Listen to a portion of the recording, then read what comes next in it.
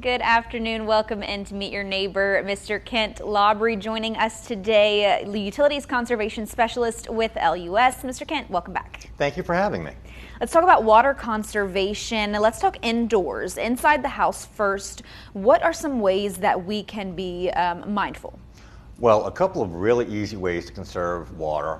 Number one, you can turn off the faucet while you're brushing your teeth. And I know it seems like a small thing, but if you leave that faucet on, depending on the hardware you've got, you could go through an easy 8 gallons per brushing session if you just leave that thing turned on and running. So just turn off the water while you brush, turn it on to rinse when you're done.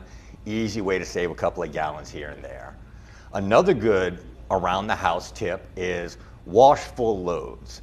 And I know it sounds pretty, straightforward, but you use the same amount of water and electricity to wash a full load of dishes or a full load of laundry than you would if you just put 1 or 2 shirts in or just a couple of dishes. So just making sure you have that full load before you hit the start button will save you both water and electricity on your bill at the end of the month. Yeah, so that goes for washing dishes in the dishwasher and using your washing machine as well, making sure we're filling those up before we start that load. Also outside the home, there are some things that we can do outdoors to be more conservative of our water consumption as well. Well, we haven't had rain for a little while. A lot of people are watering their flowers and watering their lawns.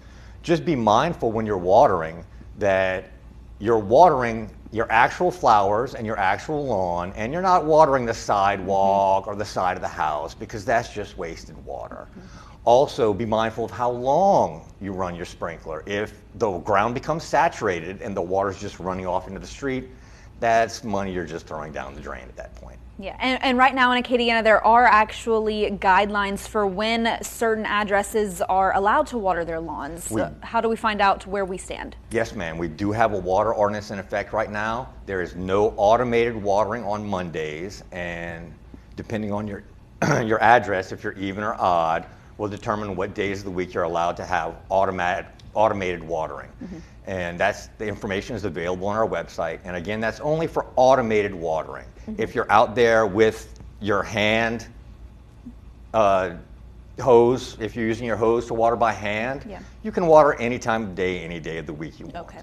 Yeah, so that's for that automated watering. Again, for these water conservation tips and others like them, you can visit lus.org. And we'll be right back after the break with more Meet Your Neighbor.